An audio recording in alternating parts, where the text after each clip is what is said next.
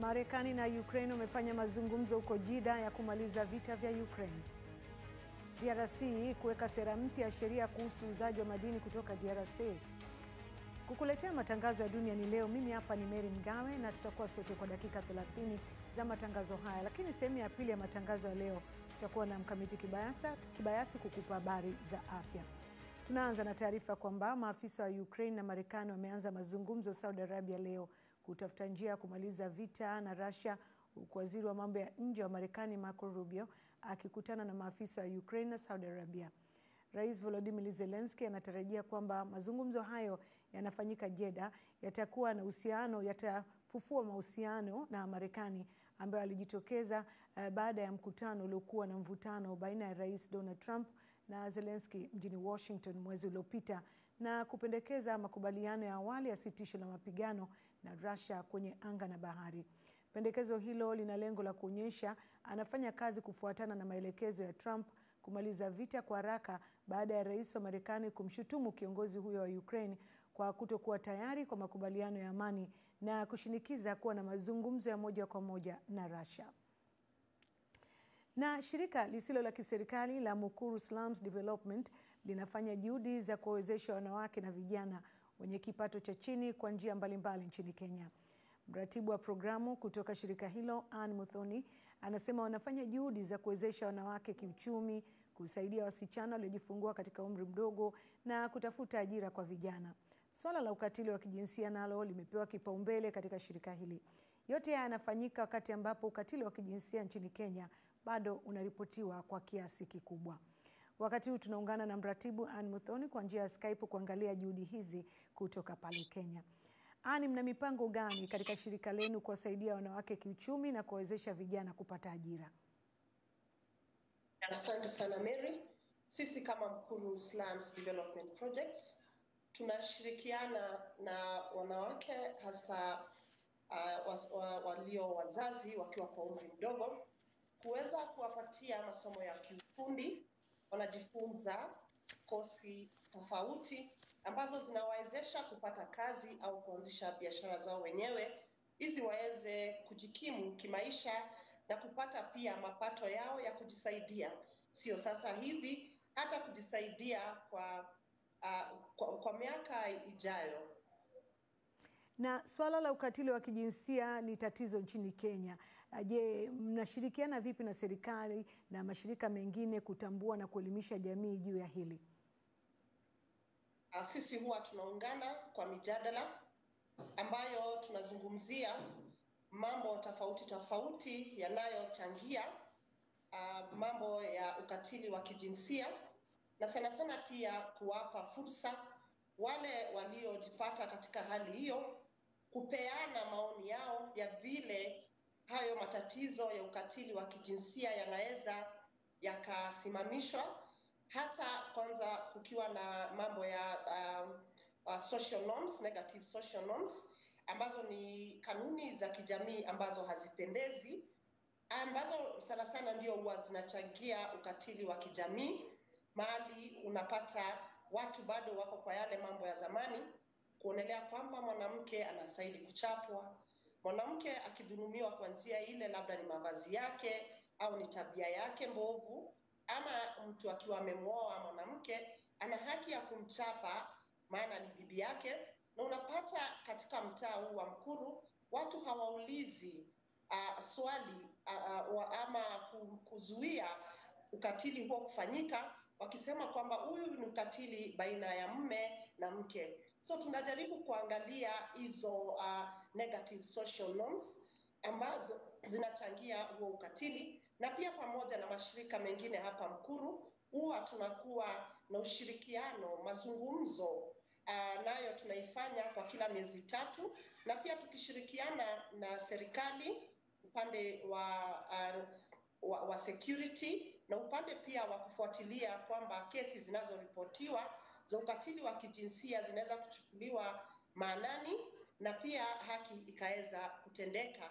Zaidi ya hayo, kwa wale walioathirika pia huwa tunawasaidia kupata fursa nyingine ya kusimama wima. Wakiwa ni wanawake, tunawapatia pia fedha za kuanzisha biashara ndogo ndogo ambazo wanaweza kuzifanya na kuweza kupata mapato yao wenyewe na kuweza kujikimu kimaisha na pia kusaidia familia zao. Kuna mkakati wote mlionao kuhakikisha ukatili wa kijinsia unatokomezwa ifikapo mwaka 2030 ambao ni mwaka wa malengo ya millennium? Nasema mikakati iko sio kwa Mkuru peke yake, ila hadi pia kwa mashirika yengine hapa Mkuru. Sote tunasimama wima kujaribu kupingana na jambo hilo, na la muhimu ni kusema kwamba ukatili wa kijinsia, kesi nyingi ni zile ambazo huenda kama hazijaripotiwa. Kwa hivyo ile tunajaribu kuhakikisha linafanyika ni kwamba kesi zote za ukatili wa kijinsia zinaweza zikaripotiwa, na hapo ndipo tunaweza kufuatilia kuhakikisha usawa au haki imetendeka. Manake hata serikali itaweza kujua ni kiasi gani cha matendo haya ya ukatili wa kijinsia yanafanyika kwa kiwango gani. Manake kama sasa.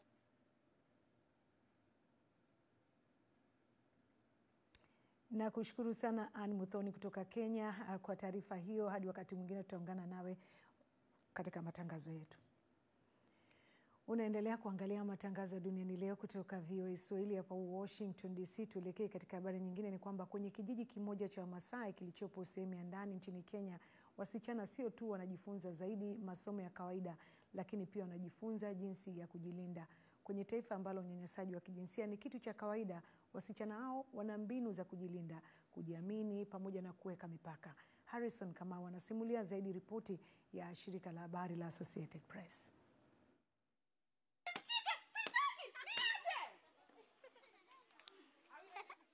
Hapana. Wasichana hao wanasema kwa sauti wakati wakiligonga godoro.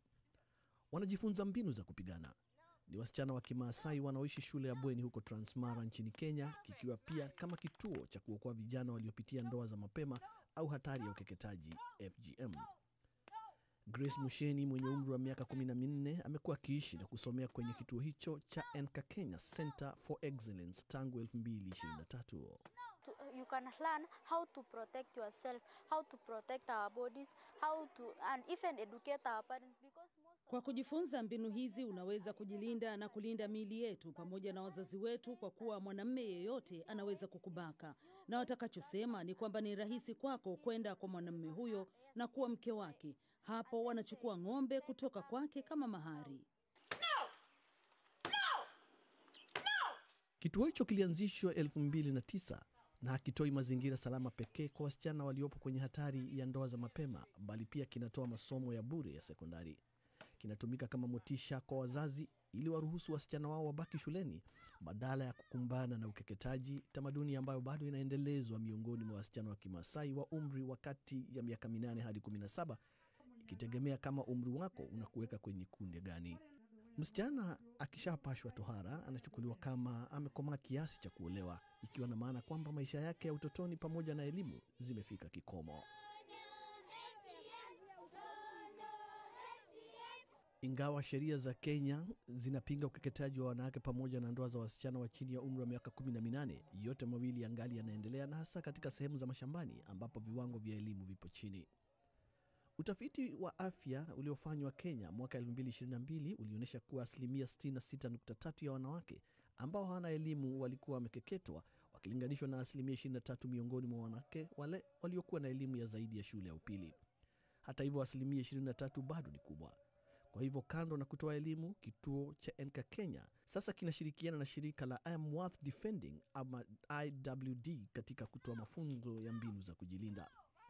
Sio sana ili waweze kupigana na wale wanaojaribu kuwadhulumu, lakini ni ili waweze kujiamini katika kila nyanja ya maisha. We are more of, training them on assertiveness and boundaries. Tunatumia mbinu zenye nidhamu, namna ya kujibeba, kuzungumza na kujiamini. 85% ya manyanyaso ya kingono yanaweza kusimamishwa kwa njia ya mazungumzo. Namna unavyojibeba, namna unavyozungumza na kuwakemea watu walioweka mazingira hatarishi kwako. Hiyo ni njia mojawapo iliyopelekea kupungua kwa kesi hizo. Mafunzo ya kujilinda pia ni mbinu ya kuzuia manyanyaso ya kingono ambayo yanaweza kupelekea wasichana kukwama kwenye ndoa zenye manyanyaso. Mwanaume anaweza kukunyanyasa, lakini wazazi wake wakasema kwamba njia rahisi ni kwenda kwa mwanaume huyo na kufanyika mke wake. Baadaye wanapokea ng'ombe zake kama mahari, anaeleza Musheni. Purity Risanoi, msichana wa umri wa miaka 15, amekuwa kwenye shule hiyo kwa miaka 5 sasa. Mama yake ni mjane na alifanya ukulima ili kulea watoto wake 5 akiwa peke yake, lakini shinikizo la kitamaduni kutoka kwenye jamii yake lingalipo. Wazazi wangu bado wanafuata mila ya zamani. Sasa at the end of it, hata mimi nita go through FGM. But venye saisi nimepata knowledge, ninajua FGM ni kitu dangerous, ni kitu illegal, iko under law kwa Kenya. So saisi siwezi fanya. Like hii skills imeweza kunisaidia. Yeah. John Konsecha ni mzee kiongozi wa jamii ya Kimaasai. Mimi napenda hiyo ili kijana aogope msichana. Hata kama ni kofi hapana oa si hiyo ni sheria ili aogope msichana.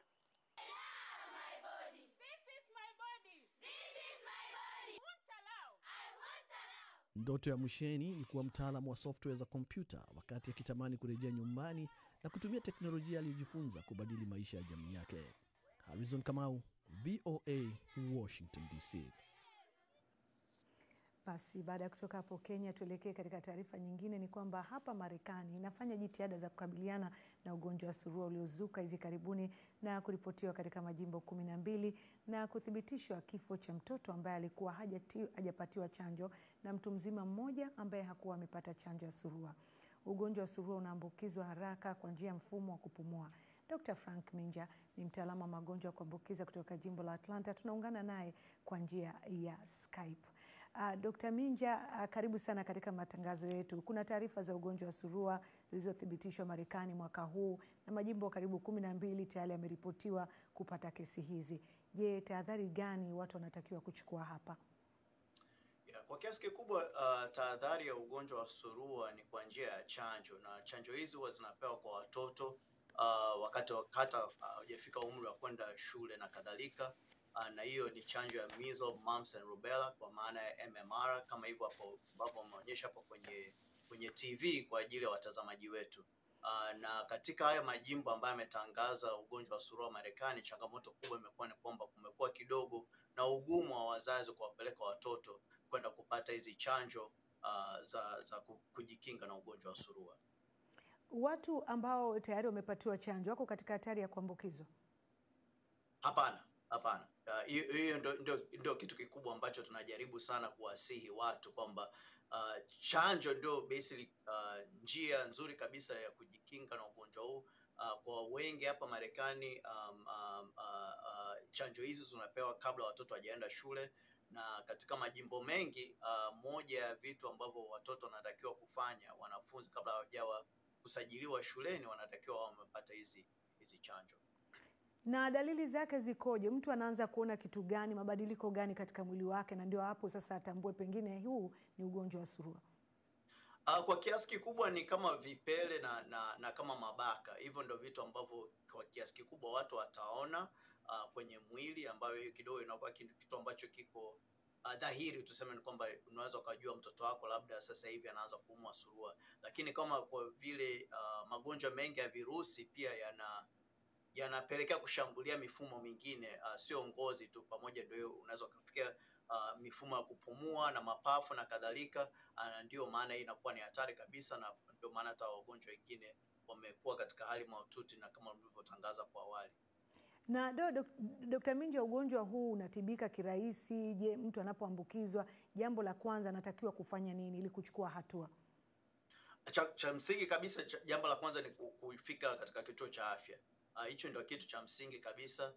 Magonjwa mengi ambayo yanasababishwa na virusi, kwa kiasi kikubwa tunachofanya katika mahospitali ni kuwasaidia wagonjwa wapite katika zile dalili mbalimbali. Mathalan, wakiwa na homa wanapewa dawa ya homa, wakiwa kwamba wamepungukiwa maji wanaongezewa maji na kadhalika. Kwa njia ya kitaalamu tunaitwa supportive care. Hicho ndio kitu kikubwa zaidi ambacho wanapewa hawa wagonjwa. Lakini ili usifike hapo, cha msingi zaidi cha kusisitiza kwa watazamaji wetu ni kwamba cha msingi ni upate chanjo ili hata usipelekea kupata ugonjwa, na hicho ndio kitu cha msingi kabisa.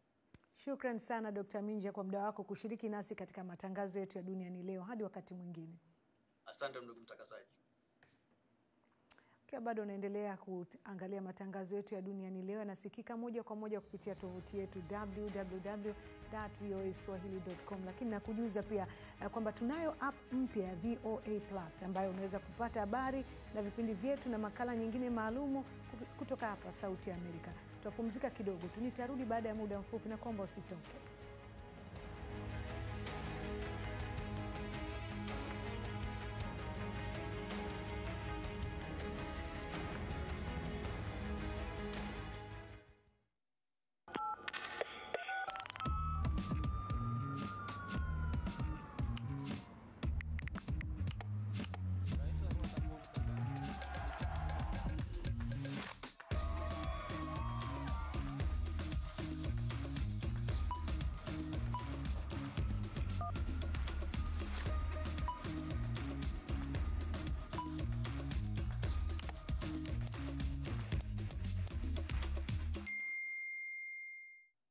Kuanzia Washington DC Marekani, Nairobi Kenya, mpaka Dar es Salaam Tanzania. Hili ni jarida la wikendi. Ni uchambuzi wa kina, vitu ambavyo vimechangia kupanda kwa athari za bidhaa, siasa, maendeleo. Tunaweza kuijenga Afrika yenye mafanikio. Pasi kusahau tafiti. Tupate kutoka Tanzania, Kenya, Kongo DRC na maeneo mengine Afrika Mashariki na Kati. Kwa ushirikiano wa Sauti ya Amerika VOA, Azam TV Tanzania na Citizen TV nchini Kenya.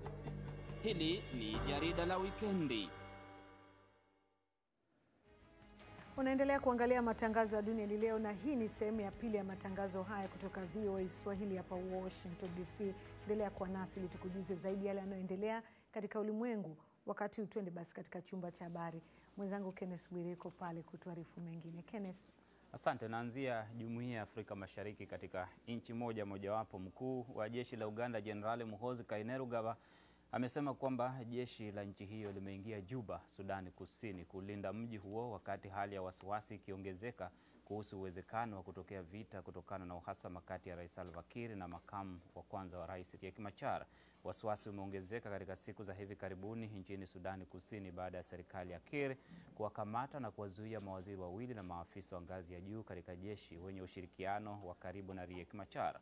Waziri mmoja ameachiliwa huru. Ukamataji wa mawaziri mjini Juba na mapigano katika mji wa kaskazini wa Nasiri umeonekana unaweza kuvuruga mkataba wa amani wa mwaka 2018 uliomaliza vita vya wenyewe kwa wenyewe vya miaka 5 kati ya wanajeshi watiifu kwa Rais Kiir na Machar, na vilivyosababisha vifo vya karibu watu 1400. Jenerali Muhoozi ameandika ujumbe kwenye mtandao wa X kwamba wanajeshi wa Uganda waliingia Juba siku 2 zilizopita kuimarisha usalama mjini humo. Ameongezea kwamba jeshi la Uganda UPDF linamtambua rais mmoja wa Sudani Kusini ambaye ni Salva Kiir, na kwamba hatua yoyote ya kupinga uamuzi wake ni sawa na tangazo la vita dhidi ya Uganda. Msemaji wa Kremlin Dmitry Peskov amesema leo Jumanne kwamba mashambulizi ya ndege kadhaa zisizokuwa na rubani yametekelezwa na Ukraine katika mikoa kadhaa ya Russia ikiwemo katika mji mkuu wa Moscow. Amesema hatua hiyo inaweza kuvuruga mazungumzo ya amani kuhusu namna ya kumaliza vita vya Ukraine. Akizungumza na waandishi wa habari, Peskov amesema mashambulizi ya hivi sasa ndani ya Russia tangu kuanza kwa vita hivyo yanaweza kuvuruga mchakato wa amani kwa kiwango kikubwa. Watu wawili wameuawa na 18 kujeruhiwa, wakiwemo watoto 3 katika mashambulizi hayo katika sehemu 10 tofauti. Hakuna uharibifu mkubwa umeripotiwa. Aliyekuwa rais wa Filipino Rodrigo Duterte amekamatwa katika uwanja wa kimataifa wa ndege wa Manila kufuatia amri ya mahakama ya kimataifa ya ICC. Serikali ya Ufilipino imesema kwamba kesi dhidi yake inahusiana na uhalifu wa kibinadamu iliyofunguliwa na mahakama ya ICC. Duterte alikamatwa baada ya kuwasili kutoka Hong Kong na polisi wanamzuilia kwa kufuata amri ya mahakama ya ICC ambayo imekuwa ikichunguza mauaji ya halaiki ya watu iliyotokea wakati wa utawala wake alipoagiza msako mkubwa dhidi ya ulanguzi wa dawa za kulevya. Na ni hayo tu ambapo nimeangazia masuala matatu. Maria, nirejee kwako uendelee na masuala ya DR. Tuonane baadaye Bwire. Asante.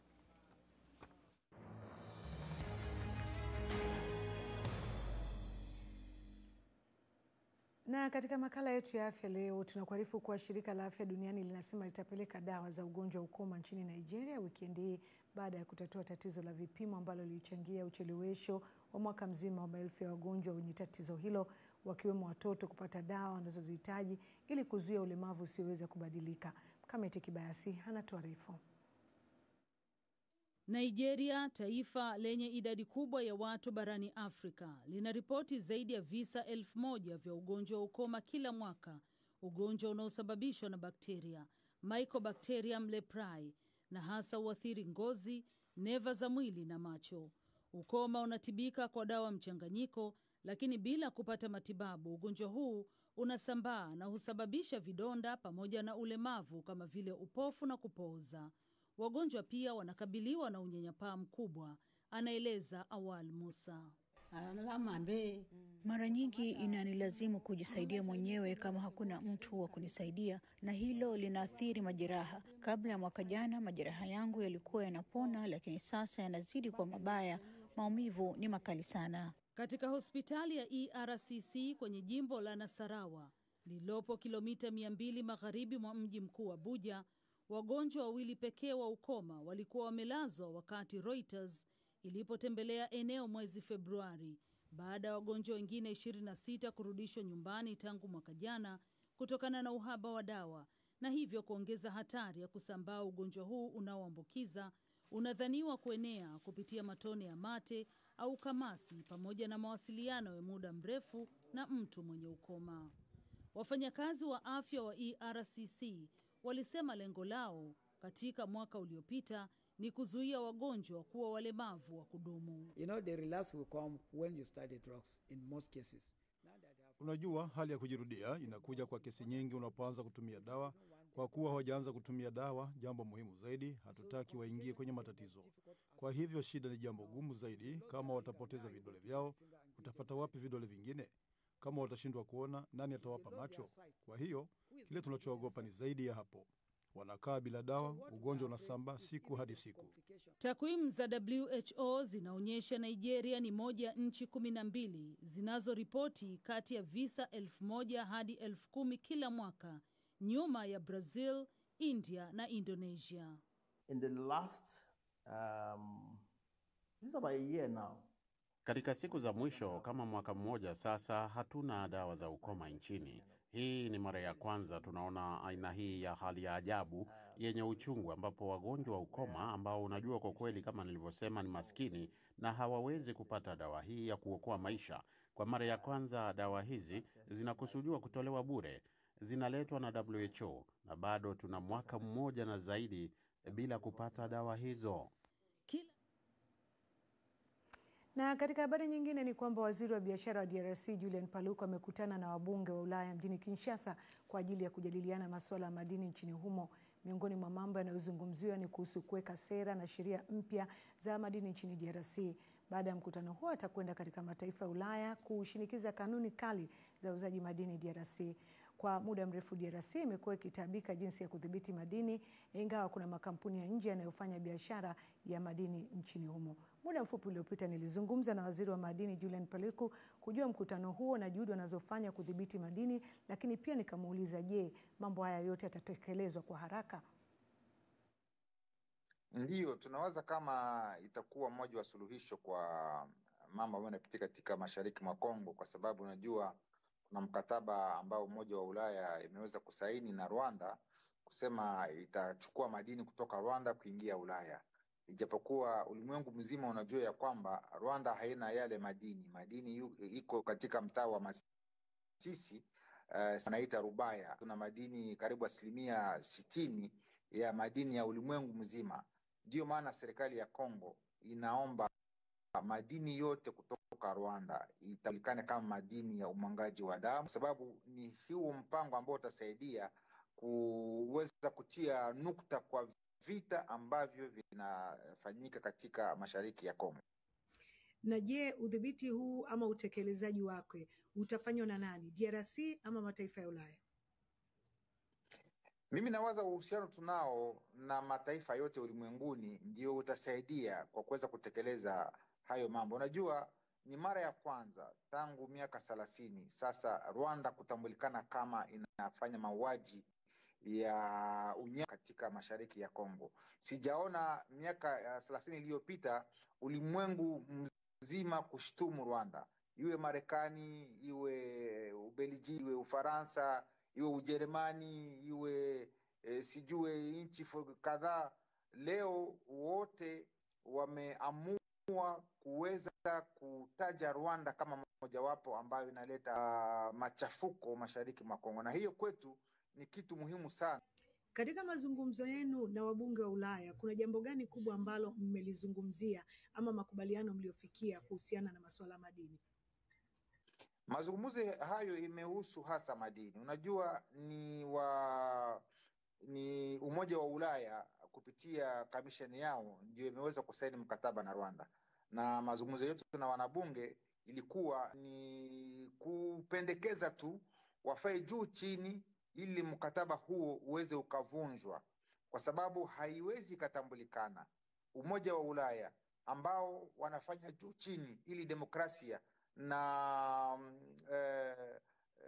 uongozi bora uwe katika Afrika, wao tena ni wale ambao wanasapoti mtu ambaye anafanya vitu kama hivi. Ndio maana tumepitia njia ya wanabunge ili kupitia wao tukuwe na uhakika ya kwamba mkataba huo utavunjwa, alafu Rwanda ikose pesa. Unajua, kama madini kutoka Rwanda hainunuliwe tena ulimwenguni, Rwanda haitapata pesa, kwa sababu katika bajeti yake Rwanda ina karibu bilioni 1.2 ya dola za Kiamerika ambayo inatoa kwa ununuaji wa madini kutoka mashariki mwa Kongo. Kwa hiyo kama tunatia nukta kwa mkataba huo, yani bajeti ya Rwanda itakosa pesa zaidi ya bilioni 1.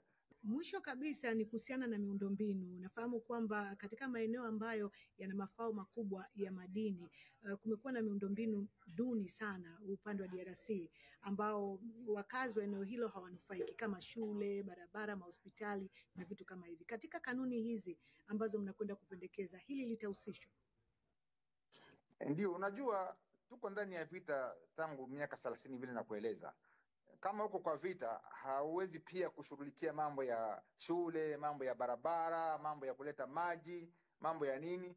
Leo sasa unajua Kagame amefanya hivi, yeye analeta vita mashariki mwa Kongo, sasa yeye anajenga kwake. Na ulimwenguni anaonekana kama yeye ni mwongozi bora, kwa sababu watu wanasema, kwa nini Kagame wakati tunafika Rwanda unasikia mambo yote iko vizuri sana, lakini unafika Kongo mambo ni mabaya. Sasa yeye ametumiza hiyo kama strategy yake ya kuleta vitu. Unajua, mimi wakati nilikuwa gavana tulikuwa tukikamata FDLR ambao tunawatosha porini, tunawachukua wanaenda Rwanda, lakini baadaye Kagame alikuwa anawasukuma tena na anarudisha Kongo, kwa sababu hakukuwa anataka hii mambo ya FDLR ikomeshwe ndani ya mashariki mwa Kongo. Ndio strategy alikuwa anafanya kila wakati. Tukisukuma FDLR kwake, yeye anawarudisha kupitia njia za magendo, tunawaona tena wamefika Kongo, kusudi aendelee kusema kama mimi nafanya vita Kongo ni kwa sababu ya watu wa FDLR. Hiyo mambo pia nimeweza kuyazungumza, kwa sababu unajua kunapita miaka 31 mambo ya genocide imefanyika. Yaani kama ulikuwa FDLR una miaka 20, leo ongeza miaka 31 utakuwa na miaka 51. Kama ulikuwa kamanda una miaka 40, ongeza miaka 31 itakuwa 71.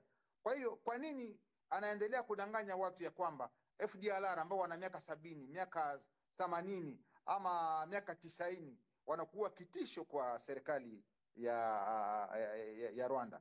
Kwangu FDLR ambayo Kagame anaendelea kutafuta ni madini ya Kongo, kwa sababu tangu vita vimezuka katika mashariki mwa Kongo ndio Rwanda imekuwa mojawapo ya wale ambao wanajulikana ulimwenguni mzima kama wana madini.